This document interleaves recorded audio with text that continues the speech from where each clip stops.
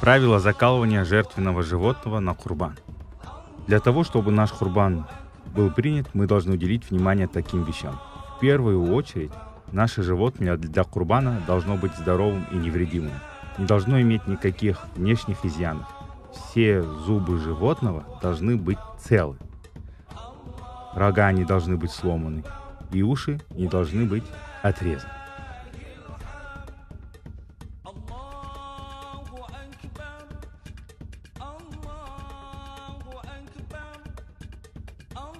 В процедуре закалывания жертвенного животного на курбан мы должны соблюдать следующие правила. В первую очередь мы привязываем глаза животного, не причиняя ему вред. После того, как мы привяжем ему глаза, мы должны положить его на землю, в сторону киблы. Чтобы положить животное на землю, нужно аккуратно взять за одну переднюю и за одну заднюю ногу. После того, как мы положим животное на землю, необходимо перевязать ему 3 ноги веревкой, а именно 2 передние и 1 заднюю левую ногу, перекрестив их между собой. Одна нога животного должна остаться свободной для того, чтобы при закалывании оно не страдало.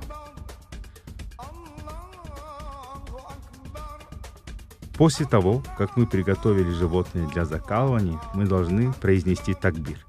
Если человек сам не будет приносить в жертву животное, то он может попросить другого человека, вакиля, сделать это от его имени. Для того, чтобы уполномочить вакиля, нужно в устной форме сказать: «Я делаю тебя вакилем, чтобы ты принес в жертву курбан от моего имени».